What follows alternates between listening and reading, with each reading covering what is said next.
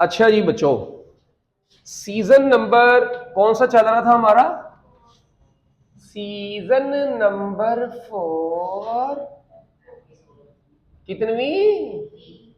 हाँ हाय, तीसरी एपिसोड है आज। चलो जी, conservative and non conservative force, ऐसे ही है और ऐसे ही है। अच्छा, ये लॉन्ग क्वेश्चन आता है बोर्ड के पेपर में ना, लॉन्ग क्वेश्चन, और काफी इंपॉर्टेंट लॉन्ग क्वेश्चन है जी, नोट करें इसलिए ही। अच्छा, अब ये लॉन्ग क्वेश्चन पेपर में कैसे आता है? शो डैट, लिखें क्वेश्चन, लिखें शो डैट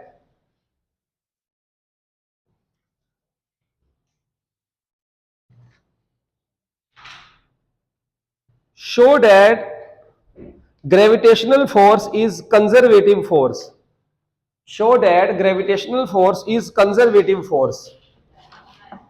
नहीं नहीं, क्वेश्चन लिखवा रहा हूं कि ये पेपर में क्वेश्चन इस तरीके से आ सकता है। Show that gravitational force is conservative force, लिख लिया और लिख लिया। दूसरा शॉर्ट क्वेश्चन, दूसरा क्वेश्चन मतलब यही क्वेश्चन इस तरीके से भी आ सकता है। Show that work done by gravitational force, ये सवाल पेपर में इस तरीके से भी आ सकता है। Show that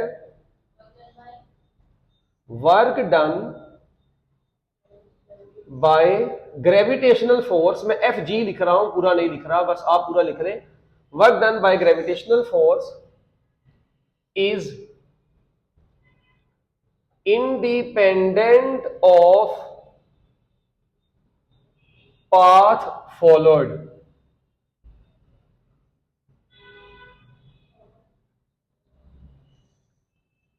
work done by the gravitational force is independent of the path followed. क्या मतलब है इस बात का? लो, अच्छा हम इसी क्वेश्चन को सॉल्व करने की कोशिश करते हैं।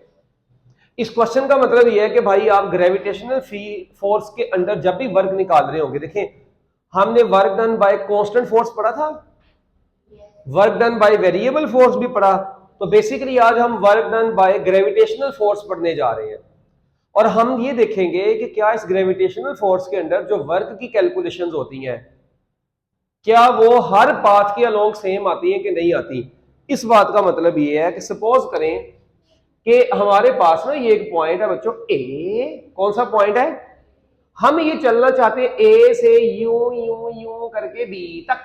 वाह बच्चों, हमने कहां से कहां पे मूव करके जाना है बोलो?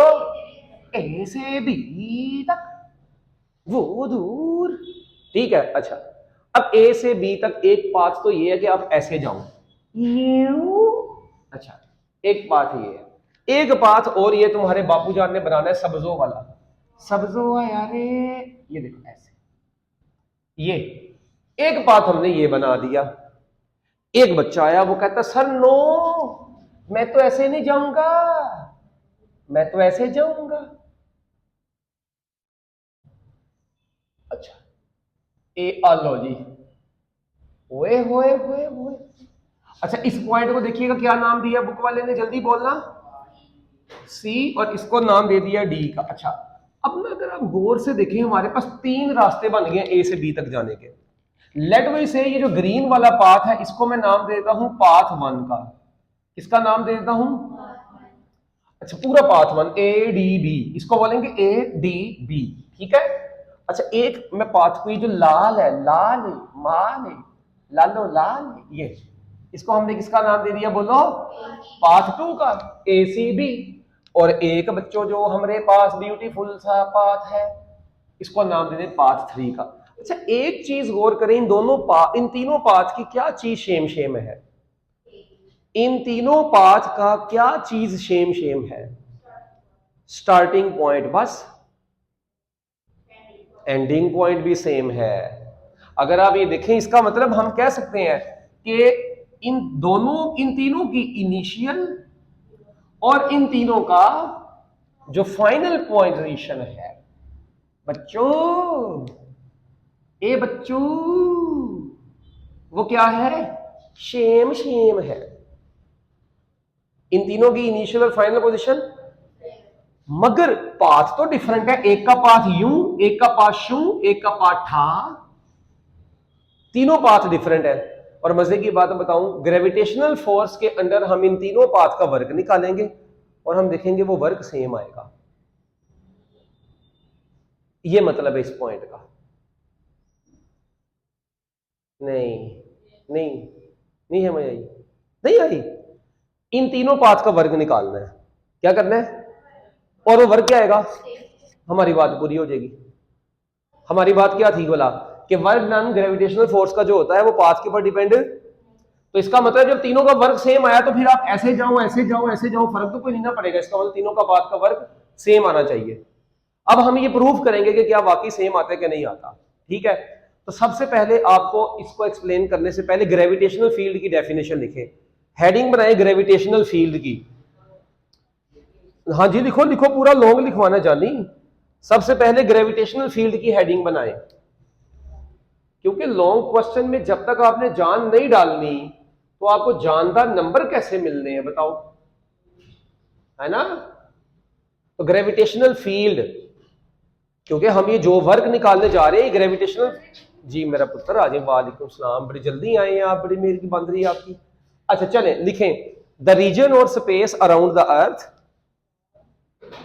रीजन या space around earth in which its gravitational force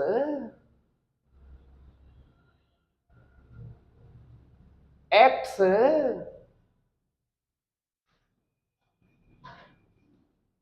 on a body. The region or space around earth in which its gravitational force acts on a body. जी आज आप भी आए, बहुत शुक्रिया आपका, तशरीफ लाए। ऐसा अर्थ के इर्द गिर्द कहता है ऐसा रीजन जिस रीजन में जमीन की ग्रेविटेशनल फोर्स किसी बॉडी के ऊपर एक्ट करे, उस रीजन को क्या बोलते हैं? ग्रेविटेशनल फील्ड बोलते हैं। ओके हो गया, पक्की बात है। नेक्स्ट डेफिनेशन लिखिए एक छोटी सी और, वेट की। नेक्स्ट एक डेफिनेशन लिखनी है वेट की। ग्रेविटेशनल पुल ऑफ अर्थ या gravitational force of earth acting on a body is called weight, is called, बोलो, weight। और इसको हम W is equal to F is equal to mg, ये वेट जो होता है इसको हम बेसिकली ग्रेविटेशनल फोर्स ही बोलते हैं ना, और हम इसको mg भी लिखते हैं। ये तो मेरे ख्याल बचपन वाली बात है ना, इसमें तो कोई ऐसी बात नहीं पुत्र। ये मैंने अभी मिटा देना, जो लेट आए हो ना मेरा पुत्र, अब इंजॉय करो बैठ के, है। ओके हो गया, तो यहां तक डन है। अच्छा अब नेक्स्ट पॉइंट लिखें, explanation.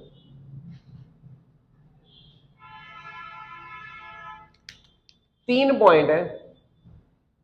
Work done bye gravity is positive when body moves vertically downward. Anyone can explain this line? चलो कोई नहीं, पहले मैं दूसरा भी लिख दूं। Work done by gravity is negative when body moves vertically upward। है आप पेपर में पूरा लिखेंगे, अभी तो आप ऐसे नोट कर लेना ना, मतलब वो सेम चल रहा है ना। हाँ, ला ला ला ला ला ला ला ला। Work done by gravity is zero, is आंडा व्हेन बॉडी मूव्स हॉरिजॉन्टली। चलो जी आजो बच्चों बच्चों बच्चों बच्चों बच्चों बच्चों बच्चों। अच्छा ये मैं आपको मजे की बात बताऊं, पहला लेक्चर जब हुआ था हमारा इस चैप्टर का पहला लेक्चर, बताओ कि व्हाइट बोर्ड पे किस जगह पे बताया था? ये बताओ, व्हाइट बोर्ड की किस जगह पे बताया था मैंने ये पॉइंट? यहां पे करके डब्बा से ऐसे से कर करके ना दायरा सा एक बनाया था, जिसमें मैंने बताया था कि ये बात आगे जाके बहुत यूज होनी है। वंस अगेन मैं उसको रिपीट कर देता हूं। देखिए, जब बॉडी वर्टिकली डाउनवर्ड आ रही होती है तो बेसिकली फोर्स भी नीचे को लग रही है, और इसका डिस्प्लेसमेंट भी, यानी कि हाइट भी किधर को कवर हो रही होती थी, नीचे को कवर हो रही होती थी। तो थीटा कितने डिग्री का होता था बताएं जब दोनों पैरेलल होंगे? तो 0 डिग्री, और cos 0 डिग्री +1 होता था। तो आपको मैंने क्या तरीका बताया था? W is equal to positive mg, और साथ में h, तो पॉजिटिव mg h आया था इफ यू रिमेंबर। देखो ना यार, W का फार्मूला क्या होता है? W इज इक्वल टू होता है F D cos of theta. F की जगह पे क्या आ गया? वेट mg, ठीक है। D की जगह पे क्या आ गया? हाइट आ गई, और cos 0 डिग्री, cos 0 डिग्री +1 होता है, तो आपका आंसर पॉजिटिव mgh आ गया। तो work done due to gravity is positive.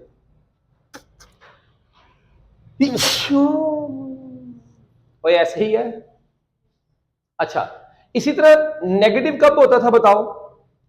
जब बॉडी ऊपर को जाती थी तो बच्चों हाइट ऊपर को कवर करती थी, जबकि ग्रेविटी की फोर्स किधर को लगती थी? वेट नीचे को। तो एंगल कितने डिग्री का निकलता था?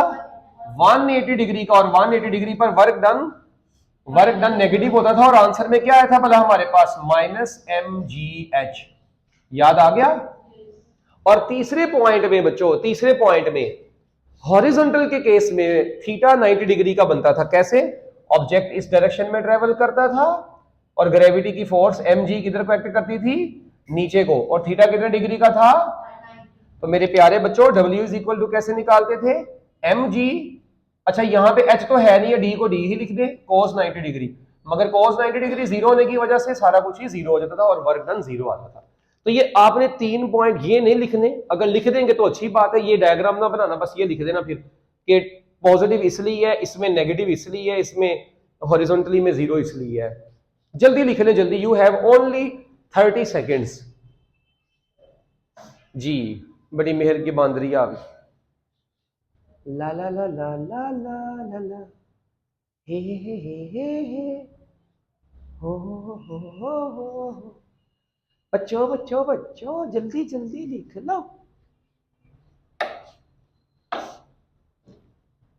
मैंने आपको ये चैप्टर के नोट्स दे दिए हुए MCQs वाले, इस चैप्टर के। कोई नहीं, पेपरों के बाद ले लीजिएगा, है? अभी फायदा नहीं है अभी MCQs की गलती से तैयारी ना हो जाए, ठीक है? मेरा पुत्र जिस दिन चैप्टर शुरू हुआ उस दिन मुझे याद करवा दिया करे, ठीक है ना? तो रोगड़ा लाए थे आप लोग, तो फिर सूखा सूखा याद नहीं ना करवाते। हाँ जी। पुत्र जल्दी करो, मैंने इसको मिटाना है। नहीं, इतना टाइम नहीं है मेरे पास। 2 मिनट। दुनिया चांद पे पहुंच गई, आपको तो भी 2 मिनट की पड़ी है। अच्छा, ये तो मिटा लेने दो। तो ये तो कब का लिखा है ना पुत्र, ये तो अब ये भी ना मिटाने का कहोगे तो फिर तो मैं बैठ जाता हूँ, तुम लोग नोट ही कर दो।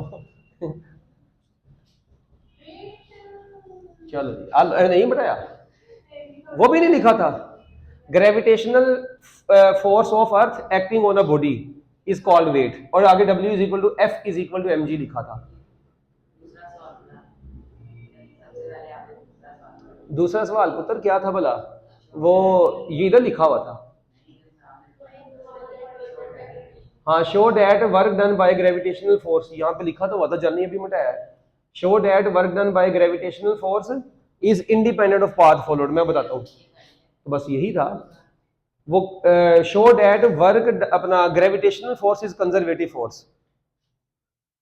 Show that gravitational force is conservative force. अच्छा, we will calculate work done along 3 different paths. अब हमने तीनों पाथ का वर्क निकालना है, तो अब आप हेडिंग बनाए वर्क डन अलोंग, बड़े मुंह वाली हेडिंग करके बनाइएगा, वर्क डन अलोंग पाथ 1। अब हम ये पाथ 1 का वर्क निकालने जा रहे हैं। अच्छा, एक चीज का ख्याल रखिएगा, ये जो लेवल है ना, ये जो नीचे वाला लेवल है और यहां से लेके इसका अपना ही लेवल है ना? हाँ जी, इस पे तो बड़ा ऐसे निकला है? अच्छा, इधर देखो, ये डिस्टेंस है ना, ये h के बराबर है, ठीक है? अच्छा बच्चों, वर्क डन अलोंग पाथ 1। चलो बताओ, पाथ 1 में एक वर्क आप सुन लेंगे ना, बाकी आप खुद निकाल लेंगे। ADB, तो ये किसके बराबर है? WAD plus WDB। बोलो आमीन। नहीं बोलेंगे, मर जाएंगे मगर नहीं बोलेंगे। नहीं नहीं, सवाल ही पैदा नहीं होता। ओ भाई ए डी बी का मतलब क्या है? ए से डी प्लस डी से बी। ओके, चलो बताओ, ए डी का वर्ग मैं ऐसे लिखने लगा हूं। अब तो मेरा ख्याल है जो बोलेगा ना कि ये कैसे आया, अब तो यकीन मानो कोई बात नहीं, हम उसको भी जवाब दे देंगे और उसको हम जवाब ही दे देंगे, ठीक है ना? चलो बताओ जरा कैसे आया है। ए डी में थीटा 90 क्यों आया? क्योंकि ए डी पाथ है हॉरिजॉन्टल पाथ, और हॉरिजॉन्टल पाथ का वर्ग 0 होता है, थीटा 90 होता है। अच्छा डी हमें नहीं पता ये डी कितना था, इसलिए मैंने ए डी ही लिखा रहने दिया डी की जगह पे। डिस्प्लेसमेंट की जगह मैंने ए डी ही लिख दिया, हमें नहीं पता ए डी कितना है। मगर जब हम डी बी की बात कर रहे हैं तो भाई डी से बी तक का तो हमें डिस्टेंस पता है ना, एच है। तो इसलिए डी बी के केस में मैंने यहां पे एच लिखा, और थीटा अपवर्ड के केस में 180 डिग्री होता है। Done done. तो चलो अब बताओ ये कितना आ जाएगा? ये तो cos 90 0 हुआ, ये पूरी चीज 0 जमा ये cos 180 -1 और ये mgh, तो ये बन गया माइनस mgh। तो जब ये ऐड होंगे तो WADB कितना आ जाएगा? Minus mgh। Pack it and double the shopper. ये पाथ 1 का वर्ग निकाल लिया। डन। अच्छा इसी तरह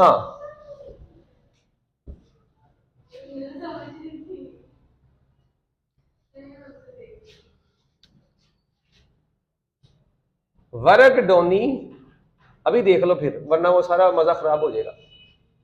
किसी के साथ आगे बैठ जाओ ना पुत्र, आगे। Work done along path 2, work done along path 2, ये इसके लिए जगह छोड़ो, 4 बनाने छोड़ दो, बाकी लिख लेना। पाथ 2 का वर्ग बच्चों कैसे निकालेंगे? चलिए अब आप खुद बताएं मुझे, जल्दी जल्दी। क्या लिखूं? WACB is equal to WAC plus WCB। वाह यार तुम तो बड़े लायक लोग हो। मैं तो कहता पता नहीं कहां से मुंह उठा के आ गए।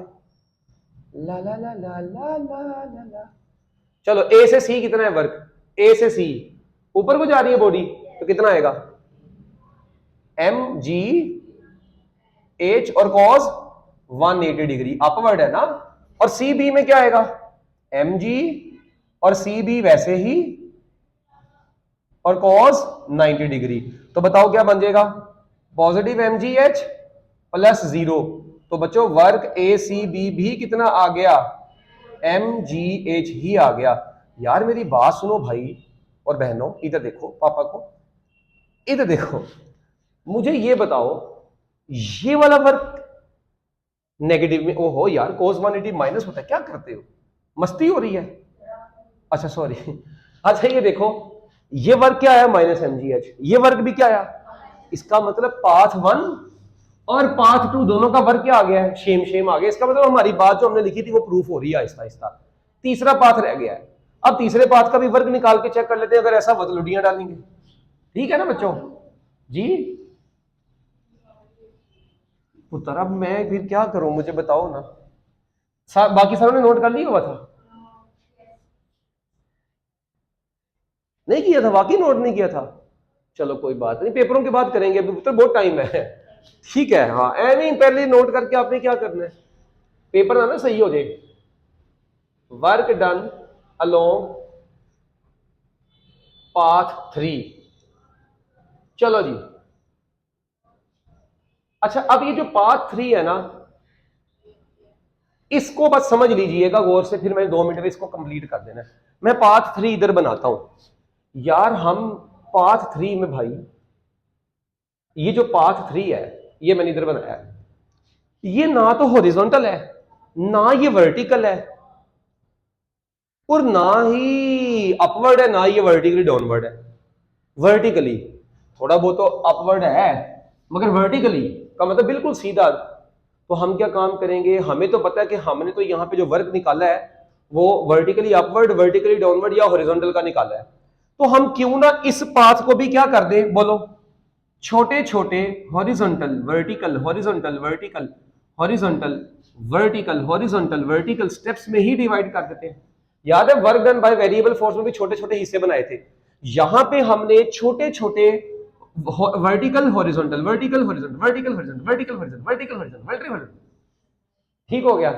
ऐसे छोटे छोटे हिस्से बना देते हैं। उसका अब हमें फायदा क्या होगा ये देखें। सपोज करें पहले वाला जो पाथ है ना ये वाला, इसकी जो हाइट है that is delta y1।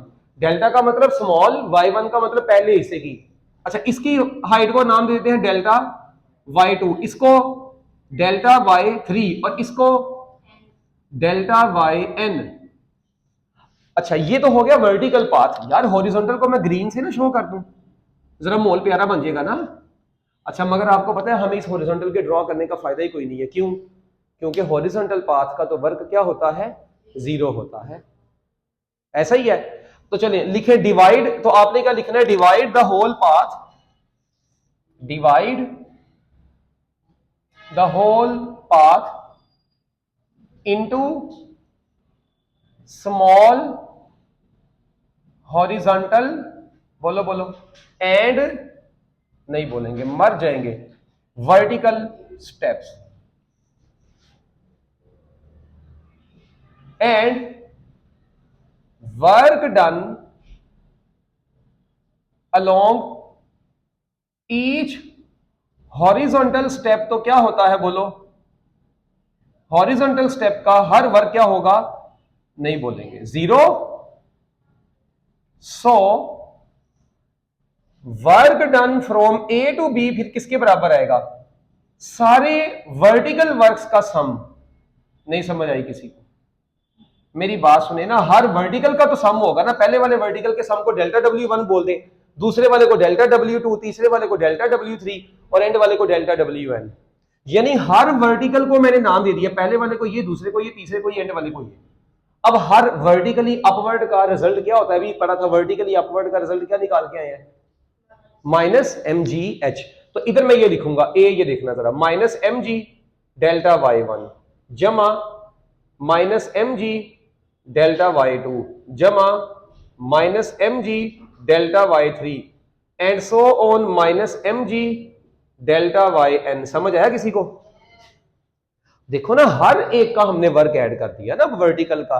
Horizontal का क्यों नहीं लिखा, क्योंकि वो तो 0 है। अच्छा, तो अब मेरे प्यारे बच्चों क्या आएगा यहां पे, -mg, अंदर क्या बच गया, डेल y1 जमा डेल्टा y2 जमा डेल्टा y3 जमा एंड सो ऑन जमा डेल्टा yn।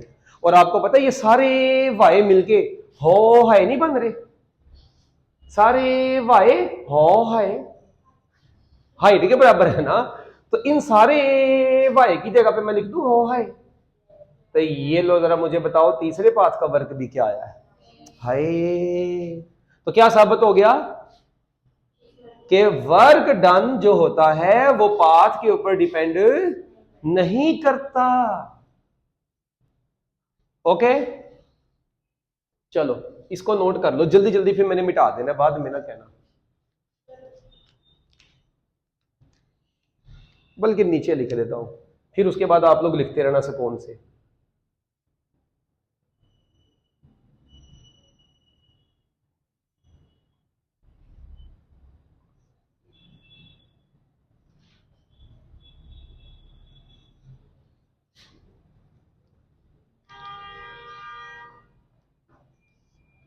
चलो इधर सुनो, नहीं मिटाता अभी, बाद में दिखना। क्लोज्ड पाथ क्या होता है, what is closed path? Closed path का मतलब क्या होता है, क्लोज्ड पाथ का मतलब होता है जिथे दी खोती। हाँ देखा ना, ऐसे डायलॉग तो तुम्हें बचपन से याद है मेरा पुत्र, और तो तुम्हें जिंदगी में कोई चीज याद हो या ना हो, है ना। देखें, क्लोज्ड पाथ का मतलब होता है आप किसी पॉइंट से चलना शुरू में है और एक पाथ कवर करने के बाद वापस उसी पॉइंट पे पहुंच जाए। फॉर एग्जाम्पल इस डायग्राम में देखें, there are too many closed path. एक बच्चा कहता है मैं ए से चलूंगा, चलो ए से चलते चलते यूं ही रुक जा, यहां पे आके रुक जाएगा बेचारा। ये देखो, ए से चला, ए से सी, सी से बी, बी से डी, डी से ए। एक बच्चा कहता देखो ना ये पाथ नहीं बन रहा, मुझे बताओ ए से सी से बी, बी से डी और डी से ए, क्या ये क्लोज्ड पाथ नहीं बन रहा? A B sorry A C B D. अच्छा, एक बच्चा कहता है सर नो मेरे को मजा नहीं आया इस पाथ के लोग। हम उसे कहते हैं पुत्र चलो तुम अपने मजे की खातिर बताओ कौन सा पाथ। वो कहता है सर मैं तो जाऊंगा यूं लहरा के बलखा के ए से बी, फिर मैं आऊंगा बी से डी और फिर मैं आऊंगा डी से ए, ये भी पाथ सही है। वो चरसी ये भी सही बोलता है। एक बच्चा कहता है सर नो मेरी फुफ्फो ने मेरे को कहा था तुमने सीधा जाना है, उसके बाद उल्टा जाना है, और उसके बाद टेढ़े होके वापस आना है। ये लो डी बी। वो कहते सर मैंने यूं जाना है। मैं कहूंगा ठीक है भाई, ये तीनों पाथ क्लोज्ड पाथ है। अब हम इन तीनों पाथ का वर्क चेक करते हैं। इधर मेरी बात सुनो, इधर देखो, पहले इधर पापा को देखो यार, इसका कितना निकलेगा, ए डी का 0 है ना, और आप ऐसे गए हैं ना, एक मिनट यार, तुम किधर से मुंह उठा के आ गए, ये ड्रोनी शक्ल बना के बैठे ना मेरे सामने, तो यकीन मानो मैंने दौड़ जाना। ये देखो, ए डी का वर्क क्या होगा 0, बी डी का, डी बी का ऊपर को है -mgh, इसका क्या होगा -d प्लस। सब की बात, क्योंकि अब आप नीचे को आ रहे हैं, ये एरो किधर को लगा हुआ था, ऊपर को, जो ए बी निकाला है, तो जब नीचे को आएंगे वही प्लस का होगा।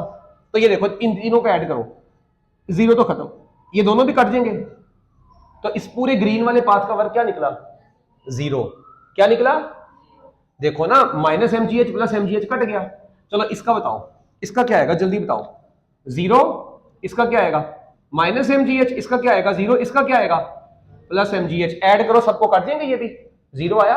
अच्छा इसका करो, इसका करो, AD का 0, इसका नेगेटिव mgh, और इसका नीचे को आ रहे हैं पॉजिटिव mgh, ऐड करो 0 आ रहा है। इसका मतलब हम किसी भी क्लोज्ड पाथ का वर्क निकाल लें तो वो work done along closed path क्या निकलता है, ऑलवेज 0 निकलेगा कंजर्वेटिव फील्ड में। हाय, तो चलो इसका मतलब हमने कोई सा एक बनाना है, ये तीनों नहीं आपने बनाने, आपको ये तीनों डायग्राम बनाने की जरूरत नहीं, अपने समझने के लिए आप बना लें। आपने यही कह देना from above diagram closed path कौन सा लें, हम ये वाला सेंटर वाला ले लेते हैं, ए सी बी डी फिर वापस ए, तो इसमें 4 वर्क आ रहे हैं, ए सी का जमा, सी बी का जमा, बी डी का जमा, डी ए का। ऐसा ही नहीं है, बताओ 4 वर्क नहीं आ रहे। चलो बताओ ए सी का वर्क क्या होगा -mgh, फिर 0 जमा पॉजिटिव mgh, फिर 0, तो ये भी कट गया, तो वर्क डन क्या आया। तो ऐसी फील्ड जिसमें work done along closed path 0 आता है, इसी फील्ड को बोलते हैं कंजर्वेटिव फील्ड। क्या बोलते हैं, the field in which work done along closed path is 0 is called conservative field. So gravitational field is a conservative field. ये देखें, द फील्ड इन विच, आगे ये लिख देना, work done along closed path is always 0 is called conservative field. अच्छा, non conservative कौन सी होगी, जिसमें work done along closed path 0 नहीं होगा। जिसमें क्लोज्ड पाथ का वर्क 0 होगा वो क्या होगी कंजर्वेटिव, और जिसमें 0 नहीं होगा वो कौन सी होगी नॉन कंजर्वेटिव। अच्छा, पाथ के ऊपर कौन डिपेंड करेगी, कंजर्वेटिव और नॉन कंजर्वेटिव में से कौन पाथ के ऊपर डिपेंड करेगी, नॉन कंजर्वेटिव पाथ पर डिपेंड करेगी, क्योंकि ये तो नहीं कर रही पाथ पे डिपेंड। बताओ, ये पाथ पे डिपेंड कर रही है, मगर नॉन कंजर्वेटिव पाथ पे डिपेंड करेगी। और तीसरा इनमें डिफरेंस बन सकता है क्या भला, इनकी एग्जांपल्स का बुक में दी हुई है, आपने मेरी बात सुनी, क्वेश्चन लिखने, ये शॉर्ट क्वेश्चन घर से बना आंसर लिख के लेके आना है, मुझे चेक करना है, चेक करूंगा कल मैं, difference between conservative and non conservative forces.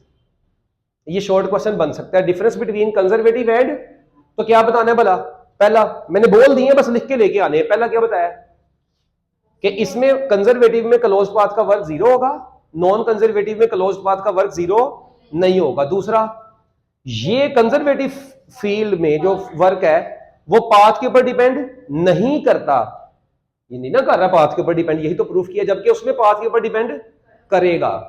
तीसरा इनकी एग्जांपल है, कंजर्वेटिव की एग्जांपल में सबसे बड़ी एग्जांपल तो ग्रेविटेशनल फील्ड की है, इसके अलावा इलेक्ट्रिक फील्ड है, ठीक है, इलेक्ट्रिक फोर्स कंजर्वेटिव फोर्स है, ग्रेविटेशनल फोर्स कंजर्वेटिव फोर्स है, इलास्टिक स्प्रिंग फोर्स जो स्प्रिंग के ऊपर फोर्स लगती है कंजर्वेटिव फोर्स है। जबकि फ्रिक्शन, जितने भी फ्रिक्शन आती है, फ्रिक्शन में work done along close path 0 नहीं आता, तो फ्रिक्शनल वर्क जितने भी हैं वो सारे के सारे नॉन कंजर्वेटिव है। Tension in the string non conservative force है। तो बुक में एग्जांपल्स लिखी हैं आपने, जस्ट इन तीनों के डिफरेंस बना के ढूंढ के तो लिख के लेके आने हैं, ठीक है। कितने डिफरेंस, तीन डिफरेंस मैंने कल चेक करने हैं। ओके, ले जी, आपका भाषण यहां पर आज कंप्लीट हो चुका है।